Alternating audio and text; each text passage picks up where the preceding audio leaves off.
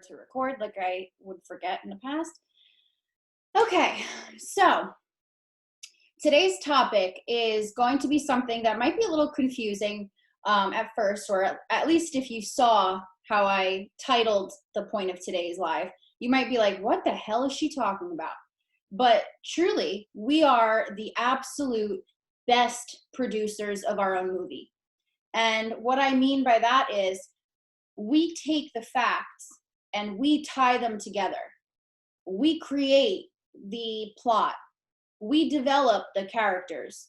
We watch the build up. We watch the, height of the movie, and then we watch it, fizzle out or whatever until the next villain comes along, or, the next wrench in the plan and plot twist. And we put those pieces together. You know, just from a biology standpoint, we're all animals. We're all creatures here. We all have the same function, and that is to survive. We have survival instinct. We look for food. We have our, just what we do for survival, our basic instincts. And as humans and just life has modernized and progressed, it's no longer just about, finding food, shelter, whatever to survive.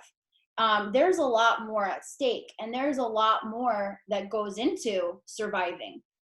So let me give you an example. I don't want to use anyone else's example while I'm talking to you guys here, but I'm going to talk about just something that, like, a good example of it in my own life, and that is surrogacy. Naturally, with everything going on right now, we can't progress. We can't, like, the labs are closed. We can't, find our egg donor. We can't go through with anything. So the thought would be there to try and tie it into other stuff, to say, I had the hardest time figuring out what we were going to do for the funding of surrogacy. We had the hardest time figuring out if we were going to do adoption, if we were going to go for surrogacy. We had to find the agency. It was one thing after the other. And then coronavirus happens, and it's like this curse where I'm just not meant to have a kid. I'm not blah, blah, blah, blah, blah, blah, blah, and it all compounds.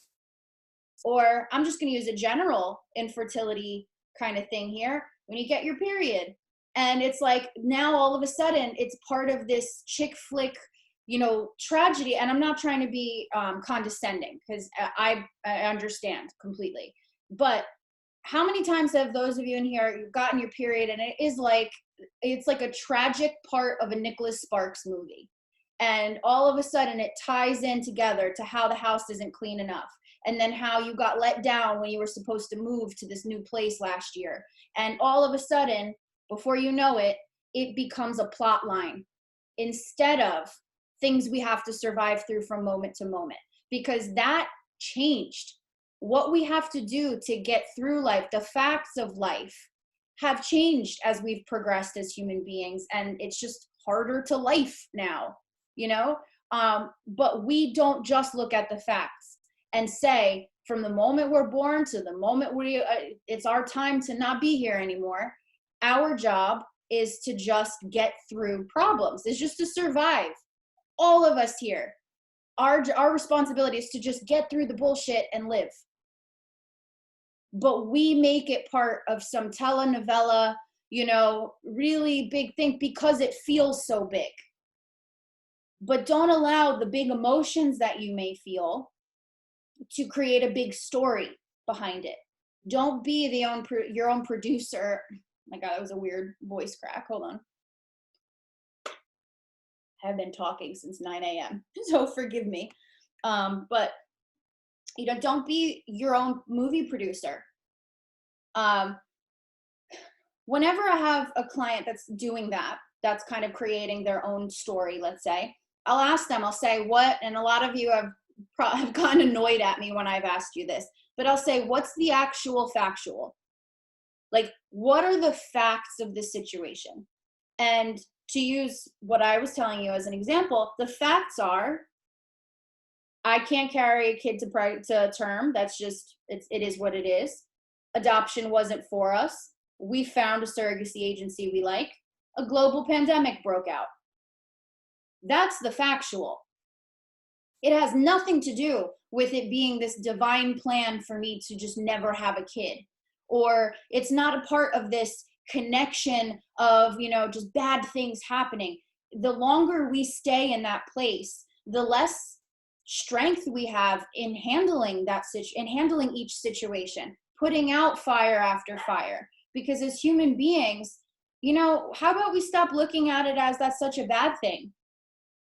All of us here, I mean, I'm not trying to patronize anything. I think that feelings are valid and pain is valid.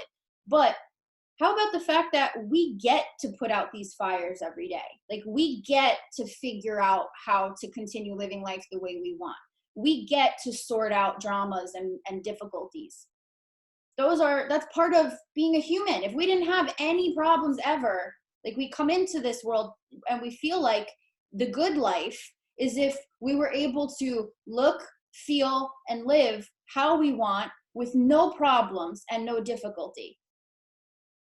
But that's just not how reality goes. Sometimes things go the way we hope and sometimes they don't. When we string it along as if they're connected, we stay in this place that is really hard to get out of because we feel like we can't ever expect anything good. And that is really, really hard. And you know what? It's really easy to binge out on food when it is the most certainly good thing that you have going. When that is the most reliably happy thing you can think of. Reliably not disappointing. All of the things that we're feeling, out of control with, you can get rid of by eating something that is guaranteed good. We don't connect those things. We don't think, oh my God, I'm producing my own movie. Like, I am sitting here and I'm allowed to be sad about reality, but I'm sad because I'm thinking about how this right now means that something good's never going to happen later. How could anyone be happy living through life feeling like there could be nothing good that could happen? And if it does happen, it's a surprise. It should be that we plan for the things to go wrong to the best of our ability, but when they go wrong, we say, well, that's life. How can we get through it? How can we fix this? How can we at least feel better? And sometimes that might be crying it out for zero reason. You have no idea why you're emotional. And sometimes that might mean just doing something different, distracting yourself, but pull yourself back into the current situation. Don't let yourself tie together things that have hurt you in the past. Have you ever been in a relationship and had someone bring up something you did that pissed them off like a year ago? And you're just like, why? So it's the same thing. We're holding on to that. If there was something that you wanted to change about the past and you do everything you can to try and change it and it still doesn't work out, it doesn't mean, oh, well, I gave this one shot to work out. It didn't, so my life sucks. That is relinquishing all control. And that is hoping for things to be amazing the first go of it. We can't be that spoiled. Nothing ever works out the way it does. Some things that could help. I know that I come out swinging with the annoying examples, but when you're feeling like like, how do I get out of this movie scene? Like, I understand that I'm doing this, but I still feel like crap and it's really hard to get my mind out of this lane that it's in. Well, then you have to make a conscious effort to know you're not going to feel better right away, but there are things you can do that will lead you to feeling better. And one of my favorites is get inspired by something. Go looking for it. Go look up YouTubes. Go look up, inspiring stories of people who have been disappointed and then came through. Those are such important lessons, and you shouldn't just wait till they randomly pass you by on your Facebook. You should use those to really remind yourself in the moments that matter the most that anything is possible. There's nothing that makes one human more capable of good things than the other to a personality level. It's just knowing what to do and having the resiliency to do it. So look for those inspirational stories. I use the Dyson example all the time. Those of you who have heard it a million times, you'll still love me. But Dyson, the famous vacuums that are like $1,000 more than any other vacuum because they have like a plastic ball in them. They don't even last that long, by the way. Don't fall for the hype. That went right on our wedding registry, and I regret it still. But anyway, when they got started, they failed 5,122 times. Oh, someone's trying to get in the room.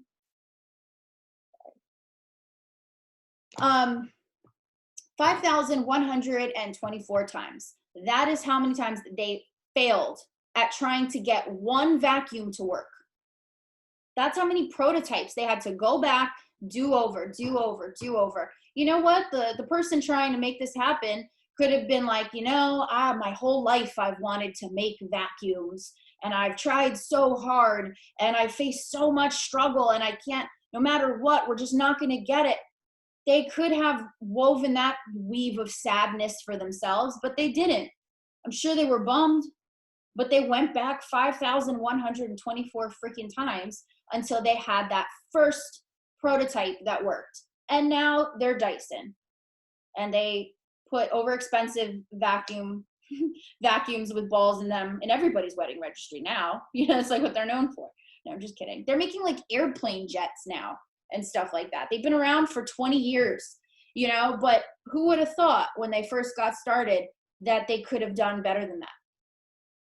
I love using J.K. Rowling as an example. And before anybody says and thinks, because I get this all the time, and I used to feel it too, like, oh, well, that's J.K. Rowling. Like, that's not going to happen. I'm not going to become a world-renowned bestseller and female billionaire. By the way, any of you can. I still believe in that. But anyway, that's J.K. Rowling. But if you would have went and saw J.K. Rowling before she wrote anything, she was a homeless person living out of her car after an awful divorce who was suicidal. It's not that some magic came over her or something fell into her lap. It's that she had to put the action in. She had to actually write the thing. It's not about luck as much as it is right place, right time, enough times.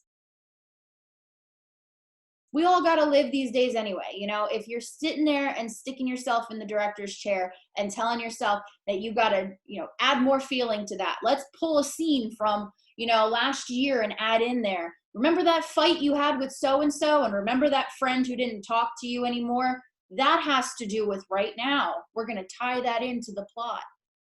That you are creating a world of misery for yourself that for no reason.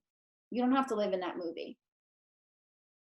Now, a lot of times when I'm talking to you guys and I say, I'm going to challenge you to think differently about this. Although, if any of you have heard that famous line, I'm going to challenge you to think differently. And the reason I say that is, one, so I don't sound like an asshole when I'm like, wrong, you're not thinking right. But two, is to get you to realize that it is a challenge to think differently. It's not natural to think differently. I've been doing this for years, and then I've had years ahead of that dedicated to personal growth, and I still don't freaking know everything. Crap, I had a really good analogy, and now it's going to bother me that I lost it. It's gone forever. It's gone. Can someone remind me what I said right before that last little bit there?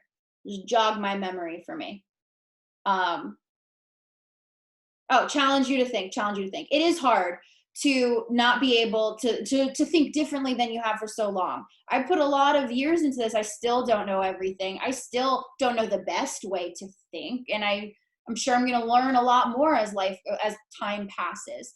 But I want to challenge you guys to think differently in the moments when you're playing that movie scene to yourself and you're like, woe is me, woe is me. Again, not trying to be insulting. I have been there myself, okay? But I want you to try and flip the script. What would have to happen for this to be a success story? Don't let yourself get pissed off because you feel like, well, what good does dreaming do when this is reality? Because you're sitting there and dreaming in reverse by creating a tragedy for yourself that doesn't need to exist. So if you can do that, you can spin it into a success. That doesn't mean that that's like what has to happen. it's just as realistic to imagine that your whole story could have a plot twist for the better as it is to assume that what's happening right now is what's going to happen for the rest of the movie. They're both speculating. So why are we speculating for the worse? Why are we speculating things that feel like crap? Why aren't we speculating things the way we want them to go? Just because you know what you want to happen doesn't mean that it's setting you up for it not to happen and you get disappointed. Are you ever like really content with life every single day all the time? You can handle a little disappointment, but imagine you think good things can happen and then they do. How vindicating is that when that happens? It's like, oh, okay. You know, so don't be so afraid to try and paint it in a positive picture. It doesn't make you delusional. It doesn't make you ignoring the fact that something bad has happened. You can still be very aware of reality and still say, I know just as much about this going right as I do about this going wrong. It's not like you guys have all missed the mark on good things happening to you. Like, oh, well, you know, by the time I turn 25, if good things aren't happening, then that's a good sign they never will. Like that just, why do people win the lottery at like 70 years old? Why do they play at 70 years old? Like, damn. But anyway, I feel like old people always win the lottery. You know, what's the point? If they're set and their life ain't getting any better, what is the point of playing the lottery past a certain age? People still do it, they still win. What from what I'm saying, I know I'm rambling a bit, but what from some of the stuff I've said so far has really connected with you guys? And if you have a question that you want to ask or you want to challenge something I said, I love that. But give me some feedback in that chat. You know, it's important. And look, I have anxiety. Like I have OCD, panic disorder, anxiety, and I have definitely been at the point during this pandemic, you know, not seeing people that I'm used to seeing and taking for granted all the time. You know, not being able to like actually hug my family and stuff like that. But I'm not losing sight of what's actually going on. Where the hell was that going? That was a really good thought too. See, this is what happens when someone messes up my computer and I have to do live classes after like 9 calls in a row. He's like in the other room. He'll never live it down. But stop setting yourself up. Oh, wait. I got it. I got it back, guys. Thank you for bearing with me today. I swear. But I have definitely been to the point where because I'm not seeing people, because it's, you know, I'm missing people I care about, and because I have anxiety, I'm sitting there thinking like, oh, so and so hasn't texted me in a few days. Like, did I piss them off? Like, are they mad at me or something? Or, and then I have to catch myself and be like, no, why don't you just text them? They're probably fine. Like, you know, or I have to, you know, maybe we had a conversation in the past and I'm sitting there and replaying it in my head and thinking, like, damn, they're, you know, that tone in their voice, you know. And I remember the last time we went out to this place, they were a little weird. I remember they were like closer with the other people we went with. I don't know, maybe they're just like afraid to tell me that they're upset. I mean, I don't know if all of you can relate, but those of you who can, how crazy does that feel to do, especially when there's nothing wrong? And that kind of like setting up that movie scene for yourself that you guys have been fighting for so long when you haven't, or you've been on the rocks for so long when they probably didn't know that.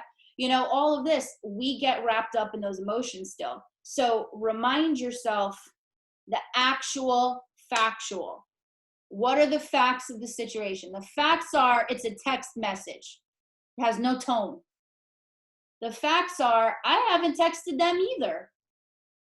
The facts are maybe I just am feeling distant from this person and I should try and invite them out.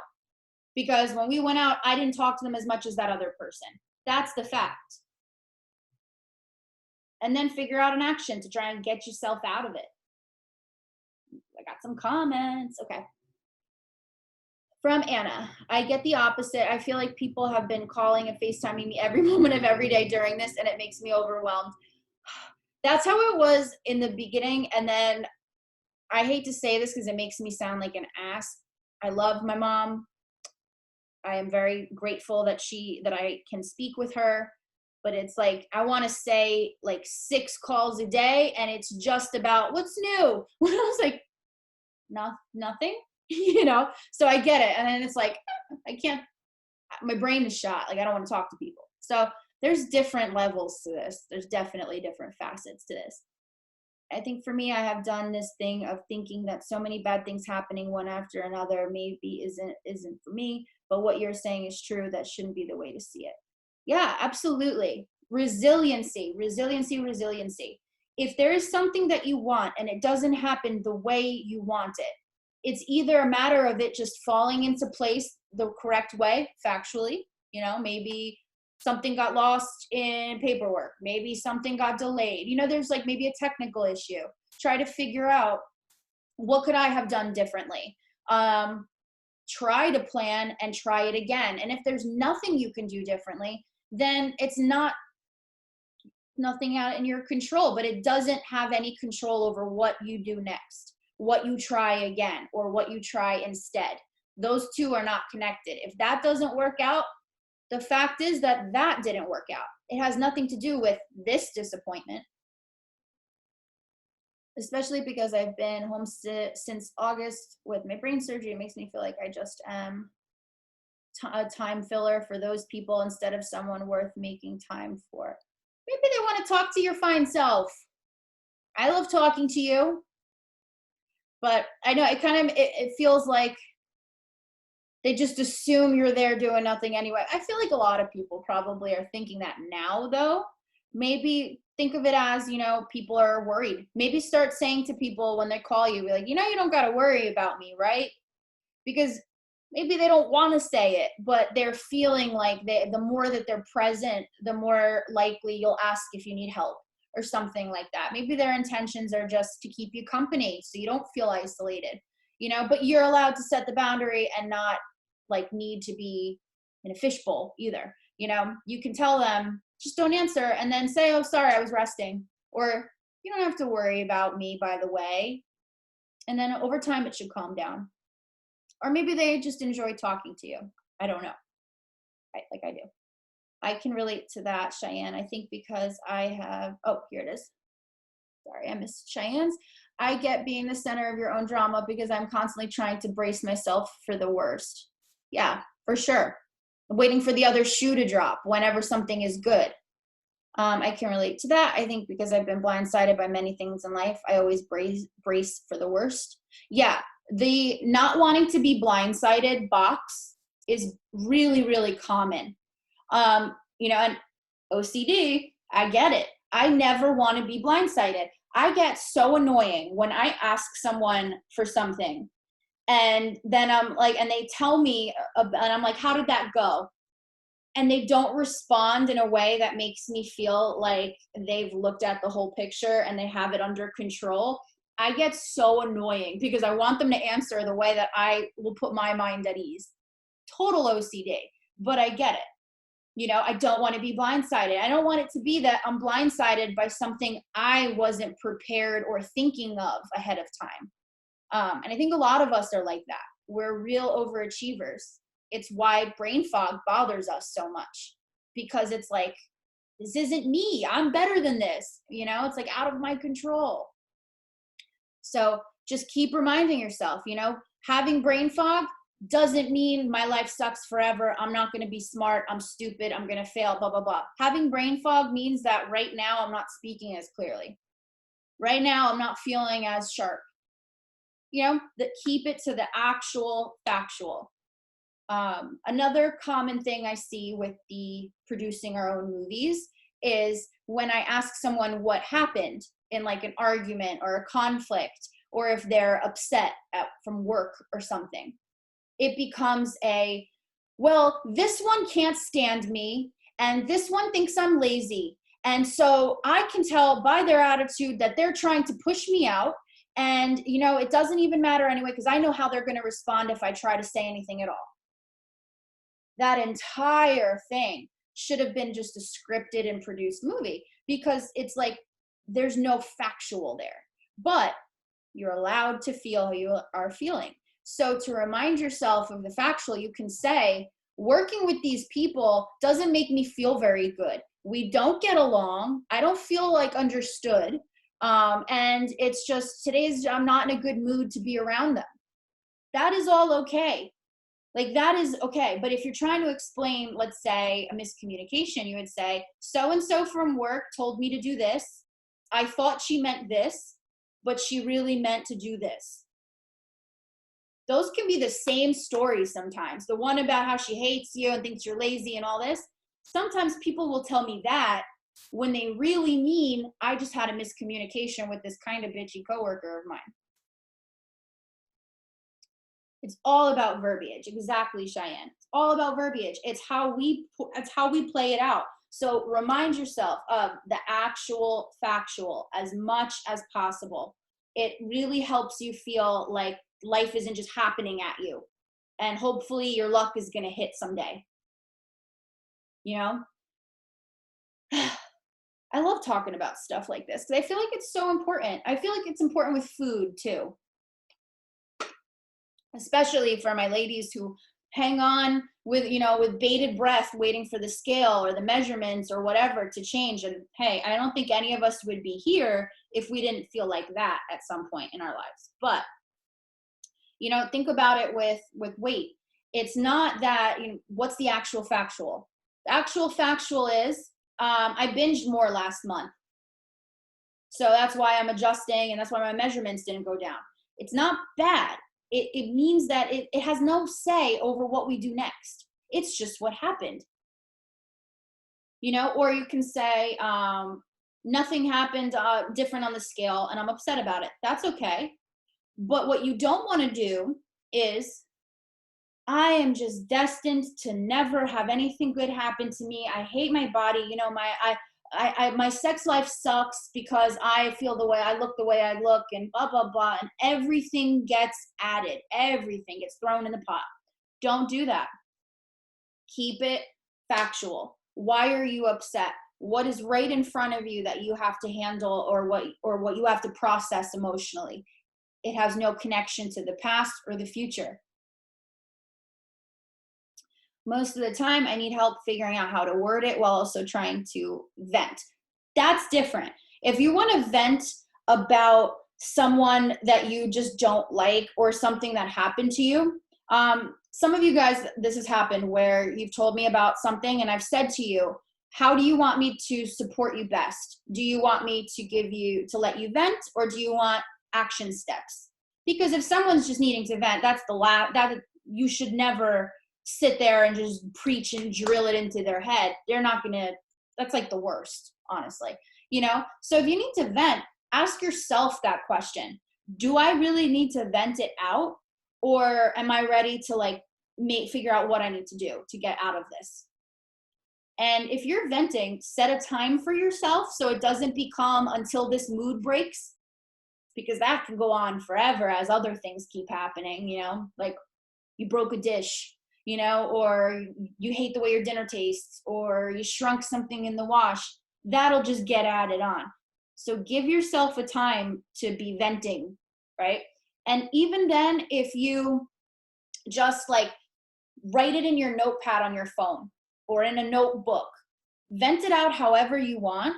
And when that time is up, delete it, rip it up, get it out of here. You got it off your chest. You got it out of your head. There's no need for it to live anymore. How you feel about that person, what you think they feel about you, just get rid of it and focus on the actual factual. But I agree that if there's a time and place that you need to just be able to be honest and just vent things out. We just need to be honest about that not being all the time or whenever, because then that's what we stick with. A lot of those conversations with you, but personally, I'd rather have an action step. I'm the same way to a degree. If I'm really looking to be if someone really did me dirty, and I'm feeling really raw about it, if I'm really close with like my best friend or Nick or someone, you know, and then I'll be like, can you get a load of this? You know, just kind of, and then I need an action step, because then I'm just going to be in a sour mood for the rest of the day if I don't have something to do. So I agree. Okay. I know I talked fast. I know I rambled a bit, but I felt really connected to this message, especially, you know, with stuff that's going on, especially with us, you know, yearning and yearning for an end in sight to what's happening and answers and facts and blah, you know. I feel like on our calls a lot from the last week that this was a very big theme, is try to reel yourself back in and remember, like, when am I really, you know, producing my own movie? So thank you guys for bearing with me. Tomorrow, I'm going to be posting some bonus material. I'm going to be posting some ideas to keep vegetable sides fun and easy. I know that, you know, side dishes I get asked about a lot. I love veggies. I know a lot of people don't. I'm kind of determined though, because whenever I have made vegetables for someone who tells me they hate vegetables, they end up loving them. So I'm going to do my best to make you guys a really nice, like, document of some kind to kind of map out what I do, what I use, any tips like that. And yeah, keep an eye out for the classroom updates as well as I revamp that. Thank you guys for tuning in. Enjoy the rest of your evening. If you want to text me about this, or, you know, just keep convo going, you know, I love that. I might be a little delayed because I have to go make dinner. So, mwah. Enjoy the rest of your night. Talk to you soon.